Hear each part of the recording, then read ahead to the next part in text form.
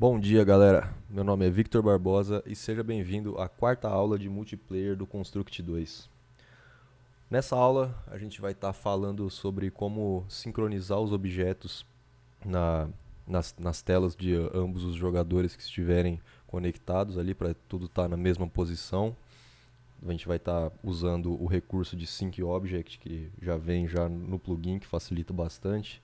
Também a gente vai estar aprendendo quando a gente deve usar a associação de objeto, que no caso você associa um determinado objeto com cada jogador para aquele objeto representar o jogador, né?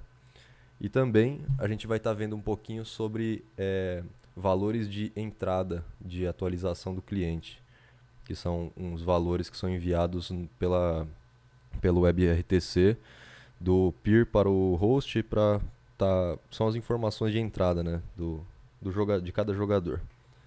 Então, para estar falando sobre isso, a gente vai estar vendo o exemplo que já vem com o Construct, o Multiplayer Pong, que é um joguinho de Pong, né, com duas pás aqui, né, duas barrinhas, aí cada jogador controla uma barra e tem uma bolinha, e o objetivo é fazer o gol. E temos os dois layouts, o layout de login, o layout de jogo. Temos duas event sheets, uma para cada layout respectivamente aí. O layout de login é exatamente igual aí os outros, né, que a gente já viu nas aulas passadas aí.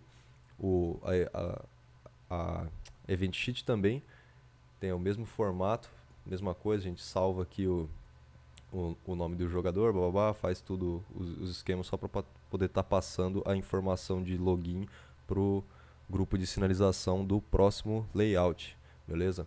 Então, beleza, a gente não vamos falar muito sobre isso aqui, já foi coberto já nas outras aulas. Vamos partir direto para o layout de jogo. O layout de jogo, ele tem essa estrutura aqui onde temos apenas uma barra, né, colocada no layout. Vocês vão entender por que depois, que só tem uma só. Temos a bolinha já colocada aqui. Temos um texto que está trancado aqui, deixa eu destrancar. Tem um texto aqui onde ficam algumas informações aí de quando está conectando, né, tal, aquela mesma coisa lá que também foi feito no chat, no exemplo de chat, só que de uma forma diferente.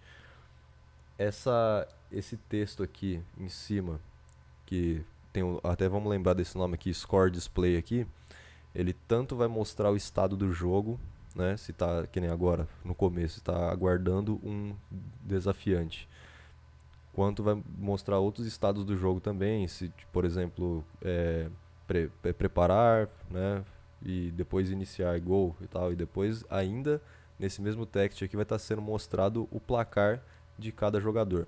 No caso, a gente vai ter dois jogadores, um que vai ser o host da partida, que sempre vai estar à esquerda, ele vai ser associado a esse objeto aqui, e o peer que se conectar vai estar sendo criado um objeto para ele aqui, né, para ser associado a ele. Então o peer sempre vai ficar à direita e o host sempre à esquerda.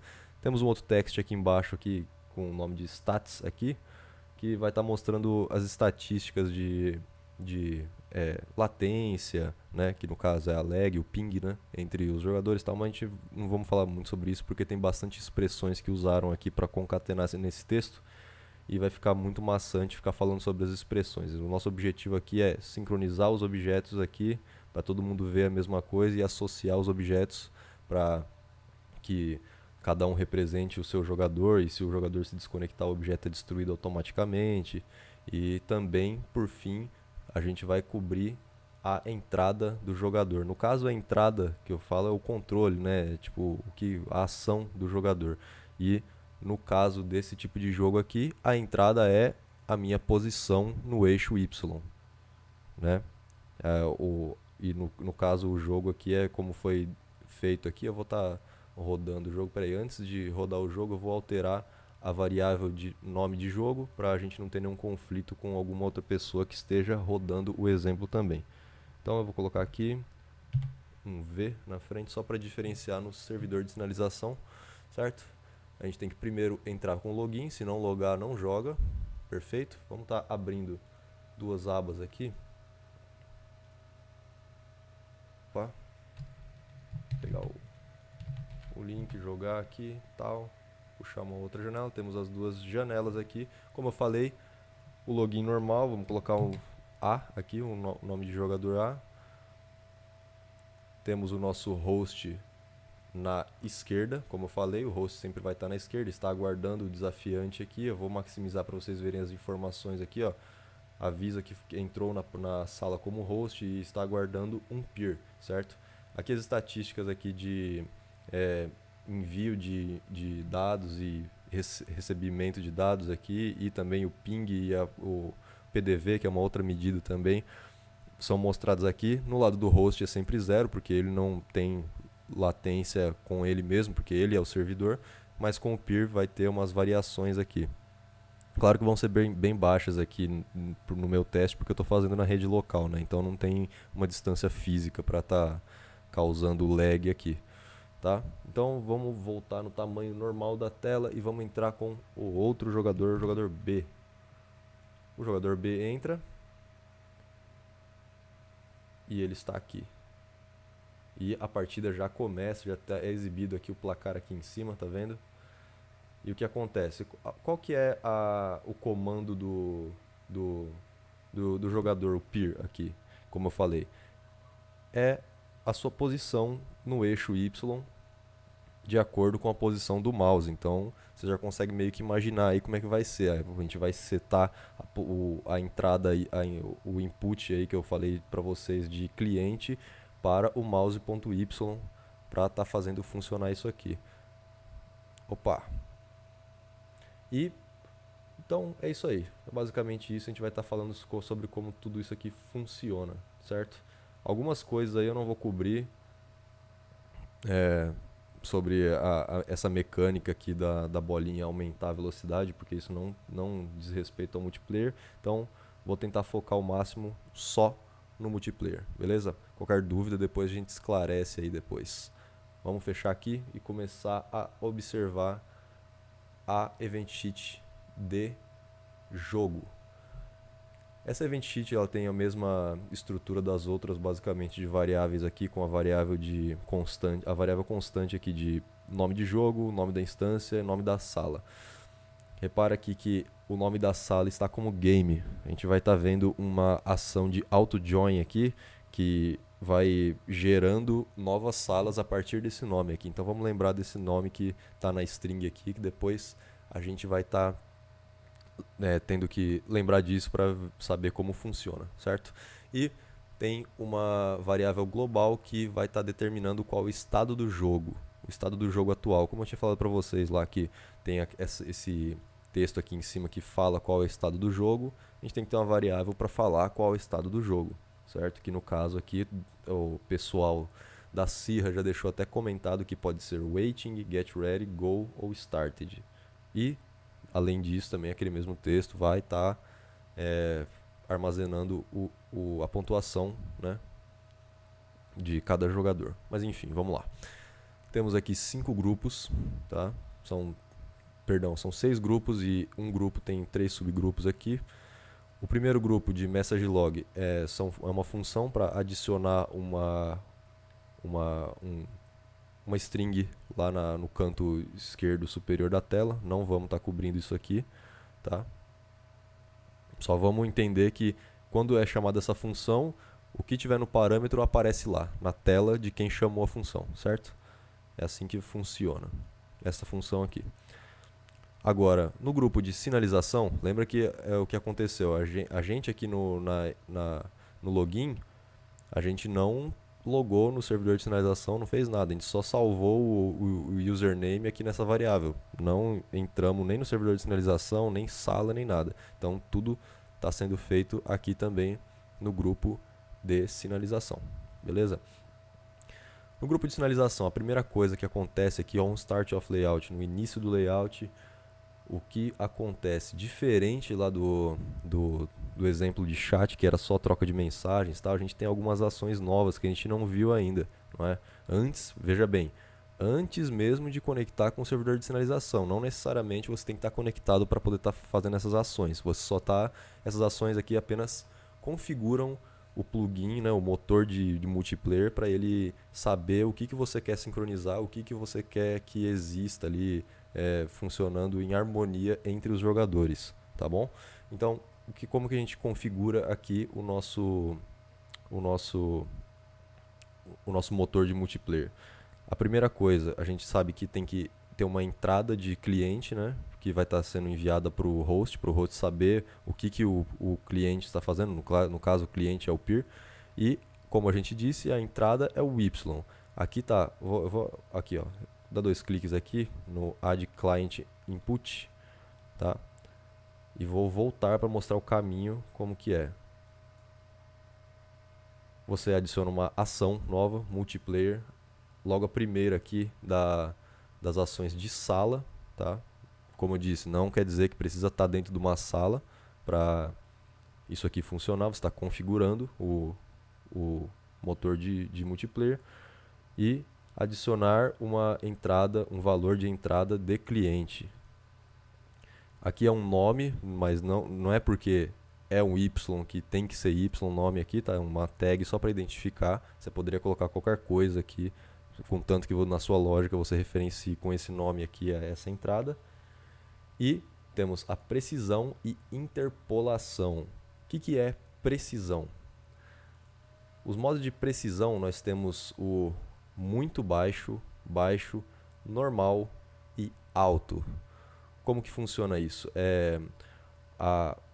O muito baixo, ele é um inteiro unsigned que o número ocupa 1 byte, tá? Esse número ele consegue chegar de 0 até 255 apenas. É um range bem baixo, né, de valores aí.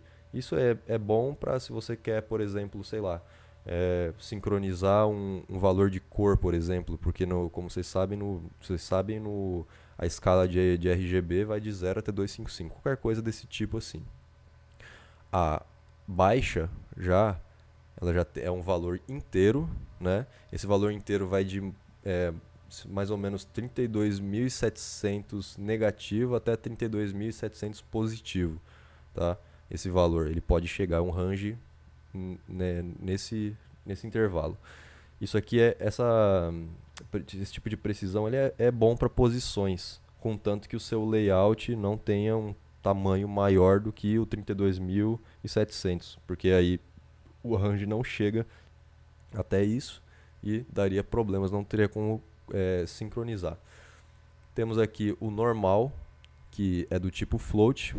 Quando é float, como quem já está mais familiarizado com tipos de dados aí de programação, são números quebrados, né? Números fracionados aí, e essa precisão normal aqui, ela tem até 6 dígitos significativos ali de fração. E já é muito, né? É uma precisão grande já, né?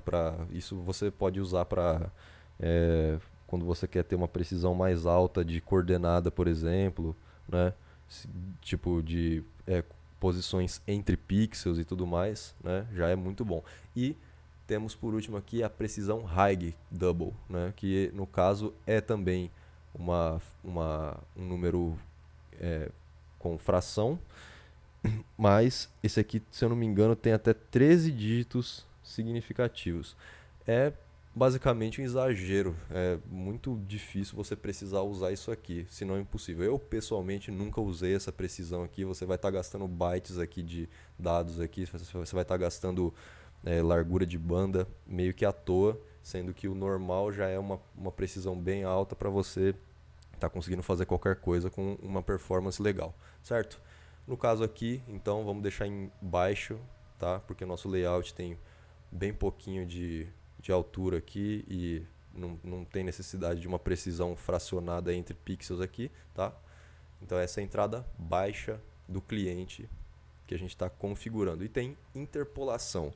Interpolação é basicamente você criar valores entre valores.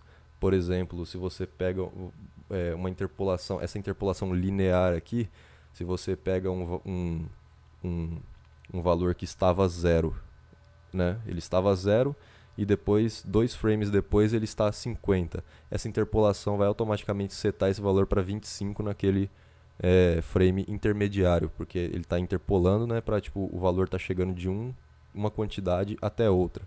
Vai para deixar, por exemplo, um movimento mais suave. É um movimento? É um movimento. Então a gente vai estar deixando ele mais suavizado usando interpolação linear. Temos aqui a interpolação sem interpolação também, lógico, isso aqui você faz para, se você não quer que exista esse percurso aí do número tipo crescendo em direção a um outro valor, normalmente você vai usar para alguma coisa que tem que ser estática, por exemplo, vamos supor HP, por exemplo, a vida, né, do personagem.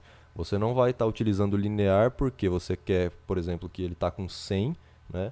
E no momento que ele perder lá, vamos supor, 75 de vida num exato momento ali, você não quer que esses 100 comece a descer até o 25.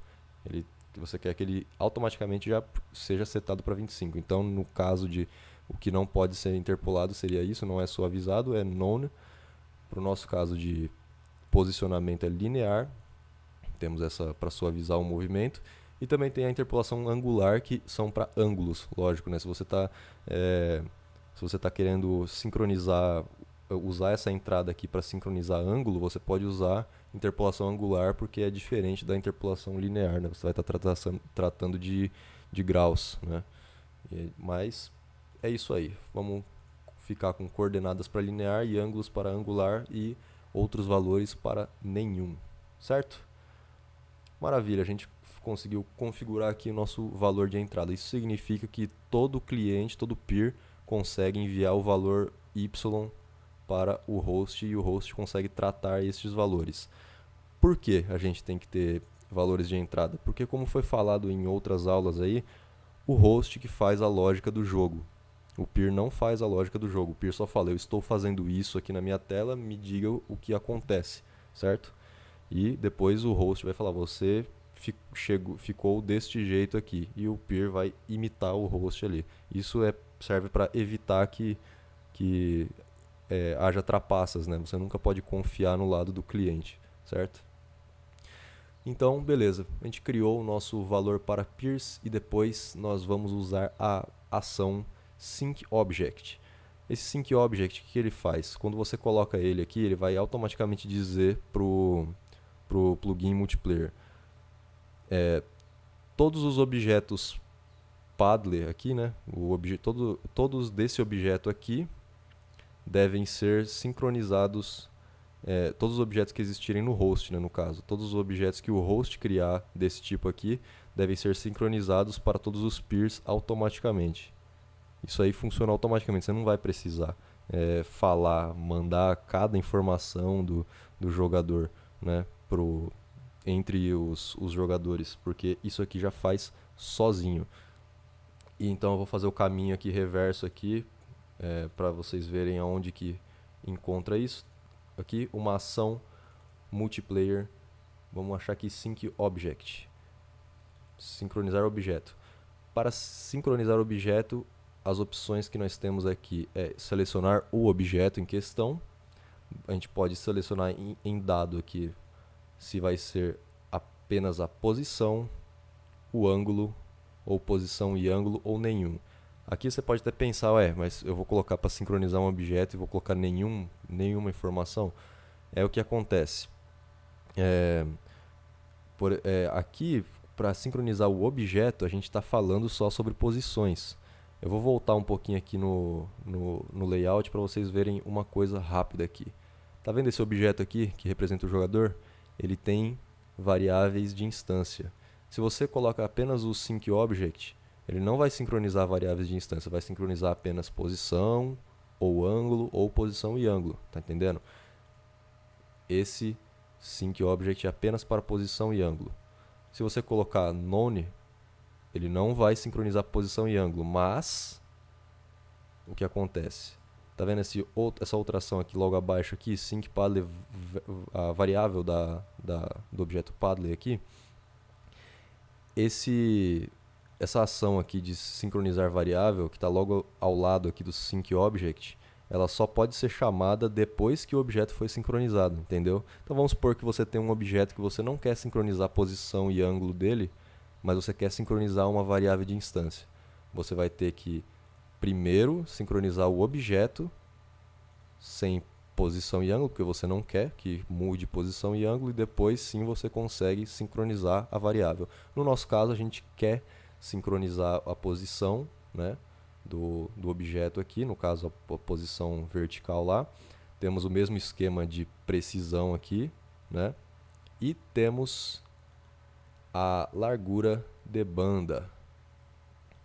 A largura de banda, a gente tem a muito baixa, a baixa e a normal. A muito baixa, tá vendo aqui, ó, como já está o comentário aqui, ela é essencialmente estático.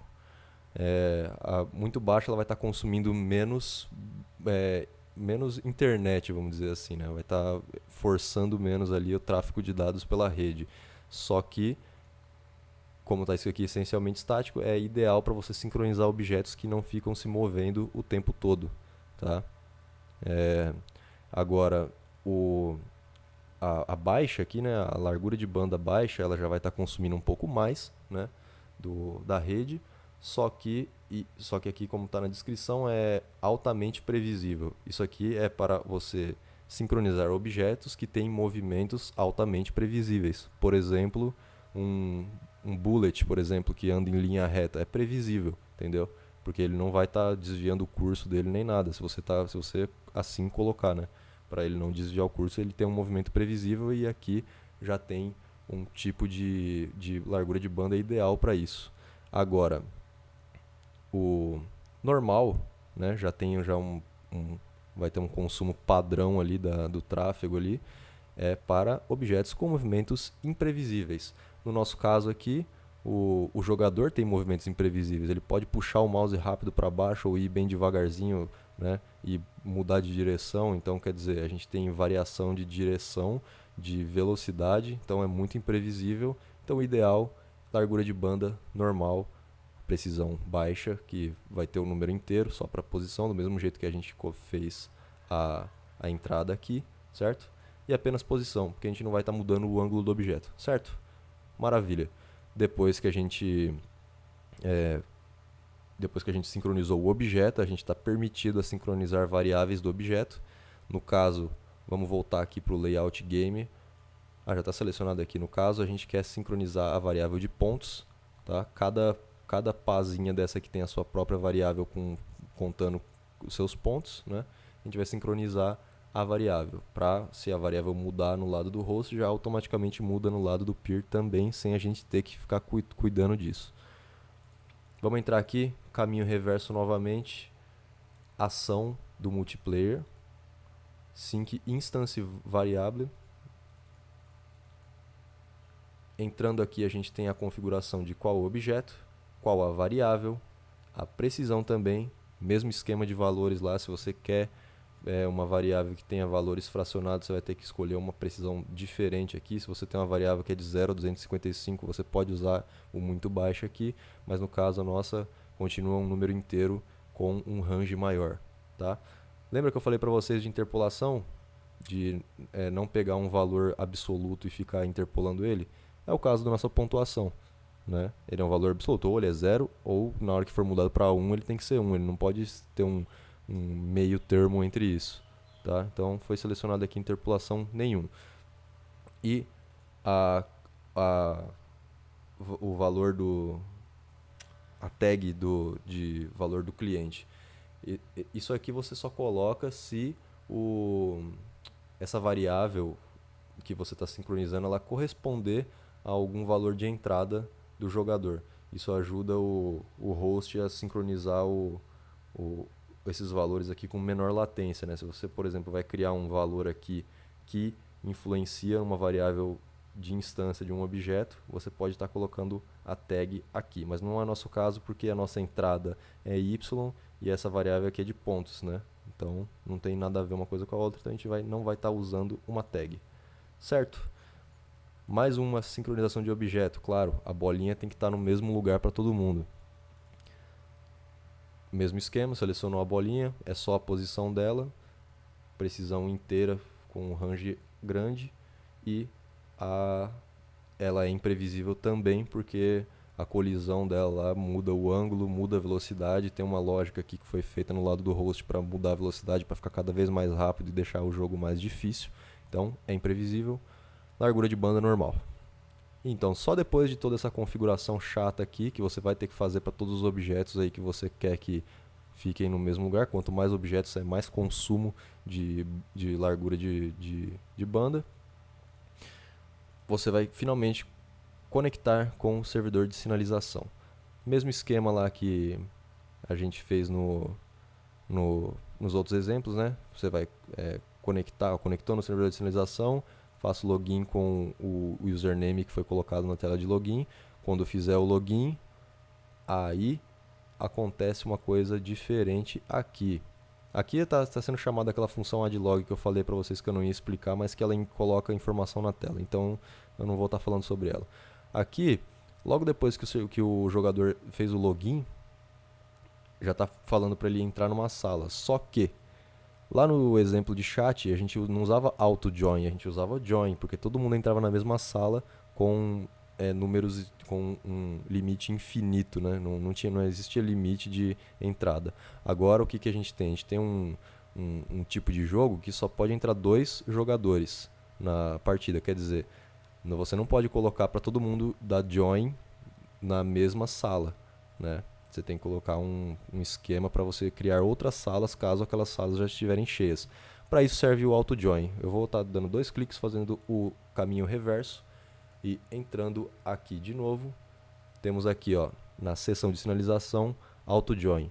O que foi usado lá nos outros exemplos foi esse join aqui, tá? Vou explicar a diferença básica entre os dois, se não ficou muito claro. O join sempre vai falar, entre nessa sala aqui. Não interessa se ela está cheia, se ela não está, tente entrar nessa sala. O auto join ele tem alguns recursos para tratar esses problemas. Olha só. Quando a gente coloca um auto join, a gente vai ter que estar especificando o nome do jogo, o nome da instância e o nome da sala. Ó, primeira sala que eu vou tentar entrar. Lembra que o nome da nossa sala é game ali? Vamos voltar aqui, subir aqui, ó. Room name, game, tá vendo? Então, isso aqui, vamos lembrar que isso aqui vale game. E vamos no auto join de novo. Então aqui, a primeira sala que ele vai tentar vai ser game. E o máximo de jogadores é 2, certo? Aqui, trancamento. Trancar quando estiver cheio ou não trancar, né? Quer dizer, o trancar quando estiver cheio, ele automaticamente já vai saber que está trancado e vai criar outra sala, né? Se você colocar para não trancar, você que vai ter que fazer o tratamento de quando está trancado ou não, tá certo? Então o que acontece aqui? Vamos supor que o primeiro jogador do planeta abriu o jogo e chegou aqui. Ele vai tentar entrar na sala game. A sala game não existe, porque não existe nenhuma sala. Então ele vai ser o host da sala, vai criar uma sala chamada game com um limite de 2 jogadores. Perfeito. Aí um outro jogador ele vai e entra. E vai chegar nessa mesma ação aqui. Ele vai procurar a sala game. Porra, a sala game já existe. Tem vaga nessa sala game? Só tem um jogador lá e o limite é 2. Tem. Então eu vou entrar na sala game como um peer. E vou começar o jogo lá já com o host, como vocês viram, que já começa automaticamente. Aí um terceiro jogador entra no jogo. Ele vai chegar aqui e vou tentar entrar na sala game. Existe a sala game? Existe. Mas ela está cheia. Quando ela estiver cheia, olha só.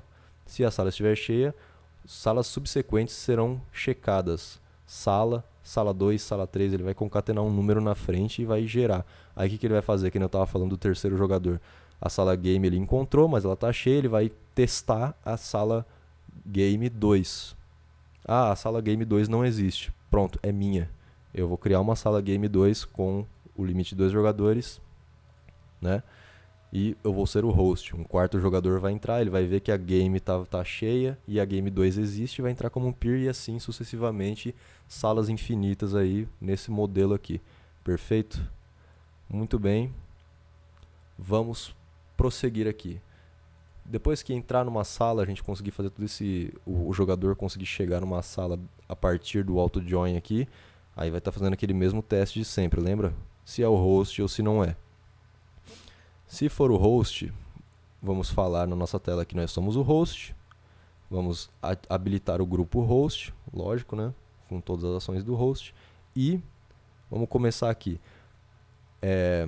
O que ele está fazendo aqui no objeto da barrinha, ele está setando o valor da variável de instância peerID para multiplayer.myID. Está pegando a minha ID, lembra? Não é o nome que foi digitado lá, é uma ID única, uma string de 4 caracteres ali, alfanuméricos, que vai estar sendo armazenada aqui na instância. Então, o primeiro cara lá que entrou lá na sala game, ele vai chegar aqui, ele tem o seu próprio ID, ele vai ser o host da sala game, certo? Aí essa variável aqui, ó, essa aqui vai receber a ID dele, vai ficar salva nesse objeto na tela dele, perfeito? Lembra que essa variável a gente não sincronizou, tá? Lá, a gente sincronizou só a variável de pontos, então isso aqui vai estar sendo manipulado no lado do cliente aí, no lado de cada jogador, perfeito? Deixa eu adiar aqui. Então, beleza, vamos lá. Colocamos o valor da nossa ID na nossa variável e associamos o objeto com o nosso ID. O que é associar o objeto? Associar o objeto é você dizer para o plugin do multiplayer que aquele objeto representa o jogador. Tá? Por exemplo, todo objeto que você sincronizar, mas que esse objeto representa um jogador, você tem que associar ele com o jogador. Então, no nosso caso aqui, ó, vamos até ler aqui a explicação. Um objeto para associar com o peer. Precisam existir exatamente um desse objeto para cada jogador conectado. Precisa existir apenas um para cada jogador conectado. Quer dizer que um peer ele só pode ser associado a um único objeto desse tipo e todos os peers têm que ser associados com esse objeto. Perfeito? E nessa ação aqui, vamos fazer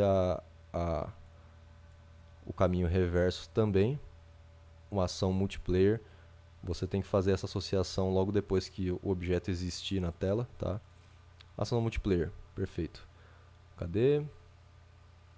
Aqui em cima, na seção de room. Tá? Associar objeto com um peer, um jogador. Você define qual objeto e qual a ID do jogador. No caso nosso aqui, a gente vai estar associando nossa única barrinha que existe na tela com a gente, né? Conosco, né? Porque, como eu falei, o host ele sempre é o da esquerda. Então, o host ele entra aqui, ele já seta a variável aqui para a ID dele e também associa o objeto. Esse esquema de associar o objeto, como que ele funciona? Ele é meio simples na parte prática, né? Da visual da coisa, né? Porque aparentemente a única coisa que ele faz é que se o jogador se desconectar, sair do jogo, o objeto automaticamente é destruído.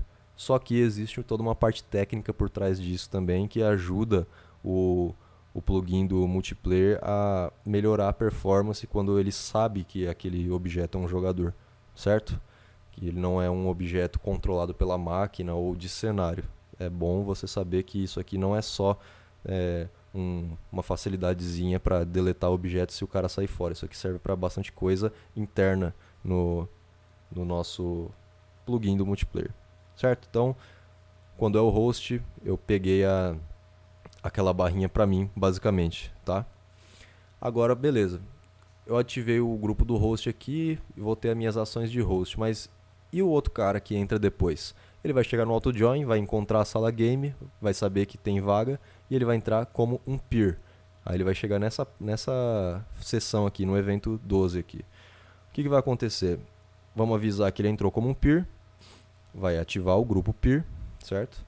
Vou dizer que está tentando conexão com o host aqui e olha só que estranho, eu vou destruir todas as barrinhas, todas, né? No caso uma, né? Aquela única que está na tela e a bolinha também. Eu vou estar destruindo da tela dele. No caso, o que o host viu quando ele entrou no jogo? Ele chegou aqui e nada mudou, né? Tipo, os objetos estavam aqui normal e esse objeto aqui já começou a seguir o mouse dele. Quando o peer entra, por uma fração de milésimo de segundo, a bolinha e a barrinha somem. Por que é feito isso? Por causa desse destroy aqui. por que que você tem que destruir todos os objetos da tela? Os objetos da tela eles estão lá apenas para facilitar o host para ele poder identificar os objetos. Mas o que acontece? Quando você é um peer e você se conecta com o host e existem objetos que foram sincronizados, o host vai criar esses objetos para você. Então você não pode já ter objetos na tela, certo? Você tem que limpar sua tela e então o host vai falar, ó, eu tenho essa barrinha aqui nessa posição e eu vou sincronizar a posição para você, só a posição dela com aquela precisão que eu disse no meu lado e que você disse no seu, e tem a bolinha aqui também, certo? Isso aqui acontece automaticamente, por causa que a gente fez essa configuração aqui, ok? E no lado do host, toda vez que a gente mudar a variável, cadê? Opa, peraí, fiz uma besteira aqui, hein? Ah, não, tá tudo certo. Toda vez que a gente mudar no lado do host a variável points aqui, o objeto que for criado para o peer vai ser mudado também, tá? Então, acontece exatamente isso aqui nesse momento. O peer entra, vai sumir todos os objetos e eles vão aparecer instantaneamente. Mas repara que não foi o programador que colocou aqui os objetos para serem criados. O Sync Object criou sozinho, certo? Temos aqui o evento 13, 14, 15, 16 apenas para tratar aí desconexões e erros. A gente já viu isso. E tem aquele texto no canto esquerdo inferior do layout aqui no game aqui, que vai estar mostrando as informações. Tem um monte de expressões do multiplayer que estão concatenadas aqui, mas eu não vou estar falando sobre elas, porque senão vai perder o foco aqui do que a gente está aprendendo. Beleza? Então, ok. O host roubou a barrinha para ele e o peer perdeu tudo, só que o host já devolveu para ele o que está na tela do host. Então, ambos já têm a mesma coisa na tela, certo? Exceto a barrinha da direita ainda, né? Então, aí que acontece? Vamos falar do host. O host lá que ativou o grupinho host na tela dele. Ele tem aqui o primeiro evento já chamado onPeerConnected, quando um peer se conectar. Tá? Quando você usa essa condição do lado do host, ele roda para cada vez que um novo jogador entrar, né? Do lado do peer já essa condição funciona diferente, eu já vou estar falando sobre ela. Vamos lá. Quando um peer se conectar, eu vou criar o objeto barrinha na layer game, com o X um pouco afastado do canto direito, né? 38 pixels de distância do canto direito e bem na metade do eixo Y, né? No caso, isso aqui significa que o host, por enquanto, apenas na tela dele, tá?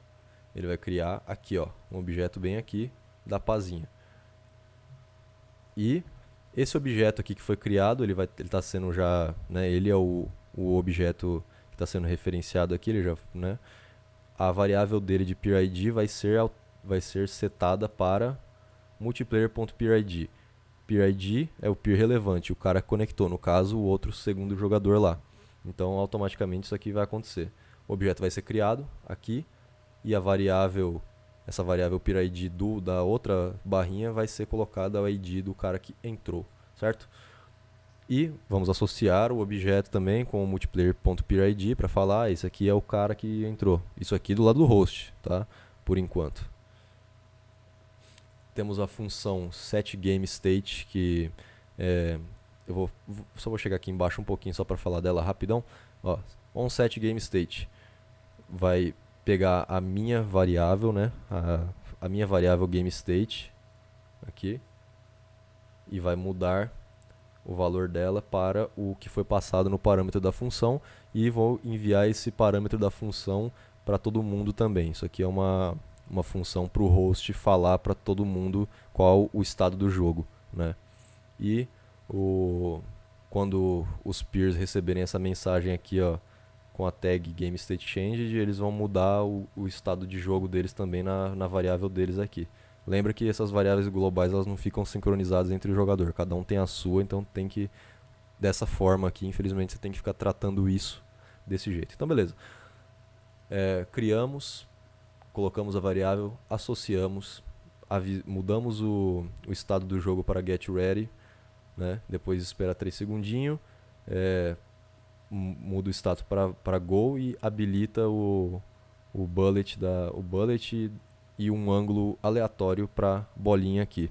Espera mais um segundo e avisa todo mundo né? Avisa o outro jogador, o peer, que o jogo começou. Muito bem. Agora vamos lá pro lado do peer para entender o que acontece com ele. Vou abrir o outro dele aqui. O peer tem poucos eventos aqui, né? Olha só que interessante. Lembra que o host, na hora que o peer entrou, ele destruiu tudo na tela dele, certo? E o host identificou que ele entrou logo depois, porque pela ordem dos eventos, começa de cima e vai para baixo. Então depois que o peer destruiu as coisas dele, o host entendeu que ele entrou e criou o que já estava na tela, né, para o peer, e criou esse objeto. No momento que o host criou esse objeto na tela dele, como o objeto já está sincronizado, ele já vai aparecer para o peer também na tela do peer, sem o peer ter que criar na tela dele. Então o host criou esse objeto, já aparece lá, graças ao nosso sync object ali, com a posição certinho. Perfeito? E olha só, uma coisa que é interessante a gente entender aqui. Tá vendo esse evento aqui, ó, que colocou aqui, ó? Quando uma barrinha for criada. Quando uma barrinha for criada, você tá vendo aqui, ó, set peer id to multiplayer.peerid e ela ser associada ainda. O que acontece? O sync object, ele nesse momento aqui, ó, cadê? Nesse momento aqui que o peer destruiu as coisas dele, o host criou para ele novamente essa barrinha aqui e essa bolinha, certo? E o host disse, essa barrinha ela representa um jogador, né? Olha uma das coisas técnicas aqui que aquele associate nos ajuda. Cadê? Peraí, desculpa, eu me perdi aqui nos eventos um pouco. Beleza. Então, no momento que o host cria o objeto para o peer na tela do peer, o host já fala, isso aqui é um jogador, então você já consegue referenciar a ID do peer relevante, né? Então, no caso, o que acontece? O host cria a barrinha da esquerda para o peer, e aí esse evento roda no lado do peer. Aí o peer vai pegar o ID desse jogador relevante, porque está associado, e colocar na sua variável, certo? E também vai associar, tá? Esse associate tem que ser feito dos dois lados aí também. Não é só no lado do host. O peer também tem que saber no lado dele quem que é quem. E é associado, beleza. Só que logo depois que ele associou a barrinha da esquerda, o host, lembra, ele criou aqui, ó, uma outra barrinha na direita e associou com o peer, a própria ID desse peer aqui. No lado do peer, esse evento vai rodar novamente para a barrinha da direita e ele vai usar esse peer ID, que é o peer relevante, que no caso é a ID dele mesmo, tá? E vai colocar na barrinha da direita e associar com ele mesmo. Repara que aqui a gente nem precisou usar multiplayer.myid e foi só no peer ID, porque o associate ajuda a gente a identificar quem é esse cara que foi criado aqui. Legal? Agora, essa condição aqui, ó, onClientUpdate. Esse update aqui, ele é o quê? Cada momento em que o cliente enviou informações para o host. Cada momento que o peer enviou informações para o host. Esse momento, ele roda uma vez a cada 2 frames, né? A cada 2 quadros. Então, no caso de um jogo rodando no talo aí a 60 fps, esse evento vai rodar 30 vezes, né? E deixa eu fazer o caminho reverso dessa condição aqui. Condição multiplayer, seção sala para peer, né? Porque é uma condição exclusiva do peer aqui, onClientUpdate. Isso aqui vai rodar um monte de vezes aqui no lado do peer, né, frequentemente, né, direto, né? E toda vez que o peer estiver pronto para enviar uma update pro host, olha só, eu vou setar aquele valor de entrada que a gente criou y para o valor mouse.y game. Esse game aqui, esse argumento colocado aqui é só para dizer em qual layer, né? Qual layer que você quer referenciar a coordenada. Mas isso aqui é um outro tipo de informação que você consegue verificar lá no manual certinho como funciona, tá? Então, beleza. Isso aqui vai rodar várias vezes no peer e o peer vai ficar mudando aquele valor de entrada que a gente colocou com o nome de y para a posição do mouse dele. Vamos fazer o caminho reverso aqui também. Multiplayer. Também aqui é uma ação que é exclusiva do peer, que é setClientState.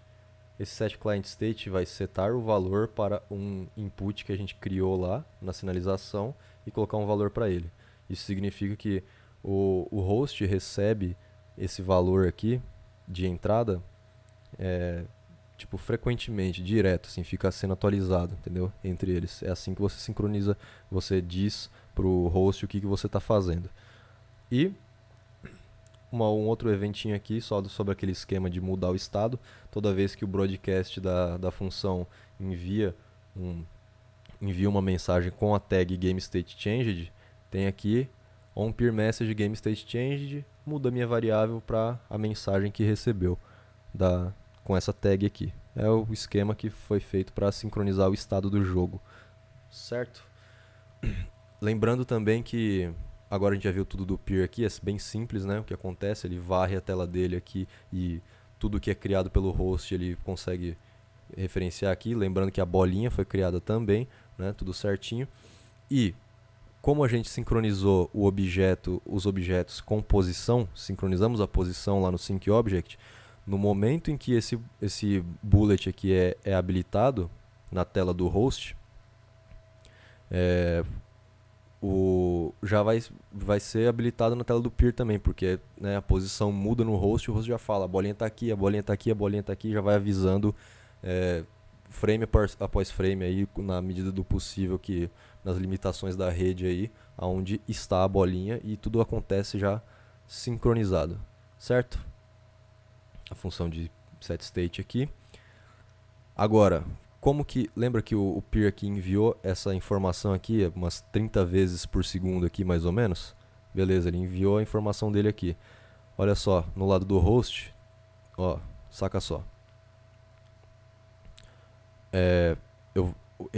Aqui no lado do host ele está selecionando a barrinha que não representa ele, certo?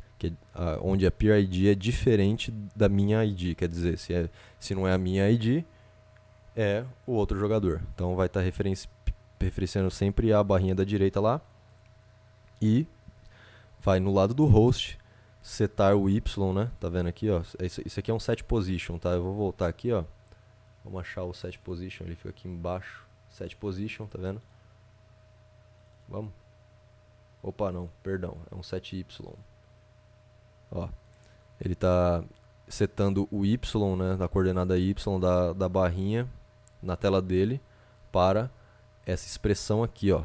Olha só essa expressão. Essa expressão é que é utilizada para estar referenciando aquele valor de entrada Y que a gente fica atualizando no onClientUpdate lá.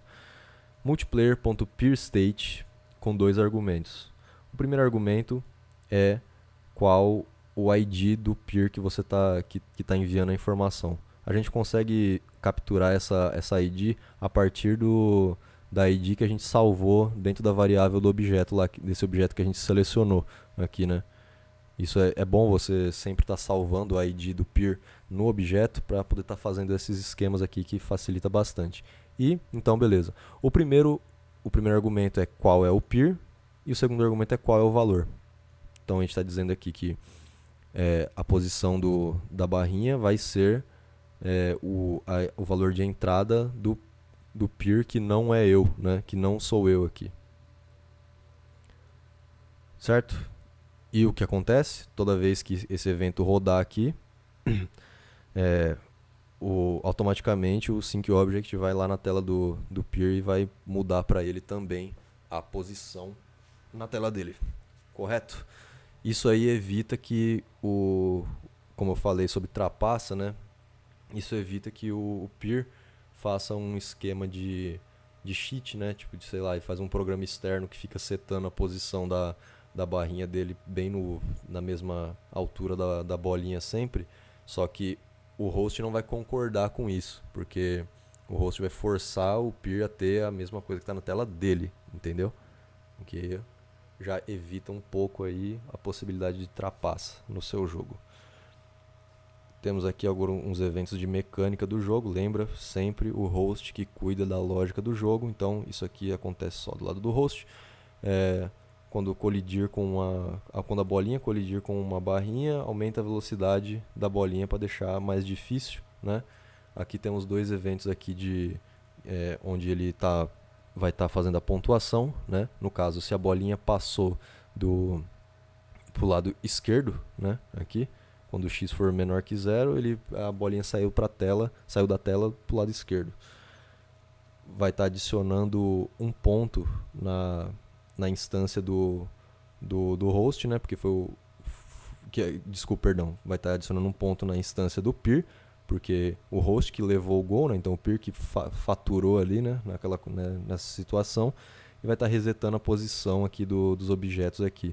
O host reseta a posição dos objetos, automaticamente acontece no lado do peer também, sem a gente ter que ficar avisando o peer, porque o Sync Object é maravilhoso, certo? E o outro evento faz basicamente a mesma coisa, só que dessa vez selecionando a ID do host, né, para estar falando qual é o objeto. Repara que é uma expressão diferente que a gente não tinha usado antes, né? Poderia ter sido feito de outra forma aqui, tá? Mas usaram a expressão multiplayer.hostID, que você, né? Obviamente aqui você está pegando a ID do host da sala. Dá para você usar essa expressão também para algumas aplicações aí. E é isso. O host é isso. O peer é isso aqui. Tá fácil, né? Até. E temos o grupo comum aqui. O grupo comum, ele tem essa... Lembra que eu falei para vocês? O onPeerConnected ele é diferente do host para o peer. Eu não sei se eu falei isso em algumas aulas passadas, faz tempo que eu gravei a última aula, não lembro direito se eu cheguei a tocar nesse assunto. Mas para o host, ele é o primeiro jogador que entra na sala. Então, a única coisa que vai acontecer é que toda vez que um jogador entrar para o host, vai rodar esse evento uma vez, certo? Agora, vamos supor que a gente já tem uma sala com 5 jogadores, por exemplo, certo? Quando um sexto peer entrar na sala, esse evento aqui vai rodar 5 vezes para ele. Uma para cada jogador que já está na sala, entendeu? Então, para o peer, esse onPeerConnected ele roda tanto para os subsequentes que entrarem depois dele, quanto para todos que já estavam. Então, no momento que ele entra, já vai rodar X vezes aí para X jogadores já presentes na sala. E tem o desconexão também aqui, né? Só tratamento de conexão e desconexão, mostrando a mensagenzinha na tela, tal. E aqui uma coisa aqui que acontece, ó. Peer ID igual multiplayer myID. Lembra que esse grupo aqui acontece para ambos, cada um na sua tela, certo? Peer ID igual multiplayer myID. A minha barrinha vai sempre estar no Y do meu mouse, né? Isso acontece porque é o seguinte, mas o host que não foi o host que falou pro peer aonde que ele tem que estar? Foi. Só que se o peer tiver que ficar esperando a mensagem chegar para ele ver na tela dele onde ele está, qualquer atrasozinho de rede vai fazer ele ficar lagado, entendeu? Tipo, não ficar responsível o suficiente. Então, além da sincronização do host, você também coloca para cada um na sua visão local, para que o seu próprio objeto que te representa se mova como se fosse um jogo offline, né? Claro que se, por exemplo, o jogador na tela dele ele sair, ficar muito longe da posição onde está no host, o host simplesmente vai corrigir a posição dele. Então automaticamente também por causa do sync object. Então não vai ter muito conflito, contanto que você não habilite um movimento muito diferente do que está habilitado no host lá. Perfeito? Temos aqui, ó, importante isso aqui também, tá? Tem um evento para ambos aqui, cada um na sua tela, fica a cada tick colocando o objeto barrinha, objeto bolinha na layer game aqui. Por que é feito isso aqui?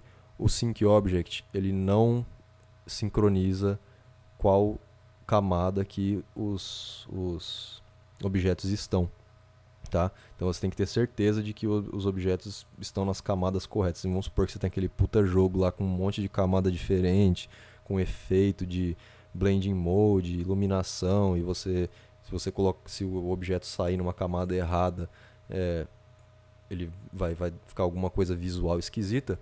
Você vai ter que estar fazendo isso aqui, porque o multiplayer não vai fazer isso pra você, tá? Isso aqui é uma coisa que você tem que fazer. Em ambos também, na tela de ambos, quando o game state muda, a gente vê que é mudado aquele score display lá que fica em cima, e quando o game state, quando o jogo começou lá, com aqueles states lá, a pontuação é mostrada, né, na tela de ambos os jogadores, né? No caso aqui, seleciona a barrinha do host e coloca a pontuação do host aqui, tá vendo? Quer ver, ó?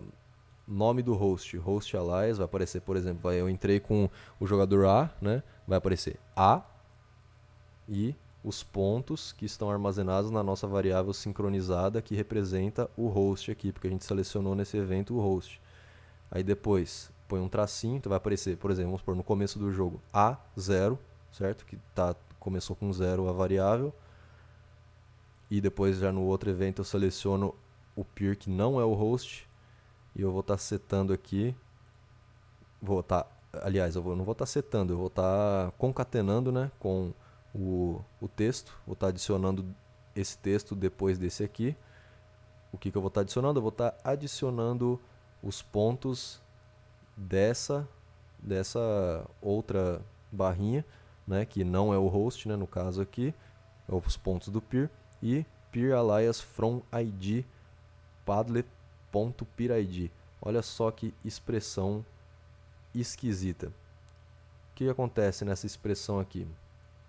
Você está falando que você quer, olha só, você quer o alias do peer que tem essa ID. E qual é a ID? A ID é armazenada, né, aqui. A ID que está, aqui o argumento é qual ID que é essa que você quer referenciar. É a ID que está armazenada no objeto que não representa o host, tá? É outra utilidade aí de você estar armazenando sempre o peer ID dentro dos objetos aí. Dá para fazer isso aqui, contanto que você entenda aí quais os argumentos e como usar essa ID. Você consegue fazer muita coisa legal com poucos eventos, beleza? Você repara que isso aqui ele pega muita explicação, é bem maçante até assim, né, para você entender tudo, mas se você bater o olho depois nesses eventos aqui, é simples, não é? Você olha aqui o grupo, às vezes parece que é muito grande aqui por causa dos comentários, mas se você tirar esses comentários daqui e observar a estrutura disso aqui, é muito simples. Olha só, um grupo do peer que tem 3 eventos só, e do host aqui, a maioria dos eventos aqui é mais lógica de jogo, né, do que realmente multiplayer.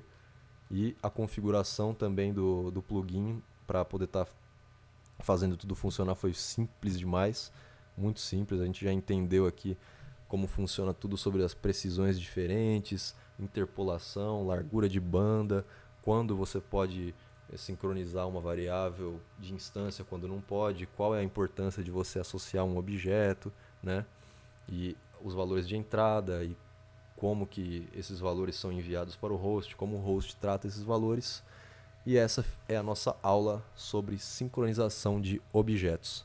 Perfeito? Espero que vocês tenham gostado, que vocês tenham aprendido aí. Se vocês puderem, é muito importante você abrir esse exemplo aqui e ver ele ele rodando, você observa os eventos, pega ele e altera algumas coisas, sabe?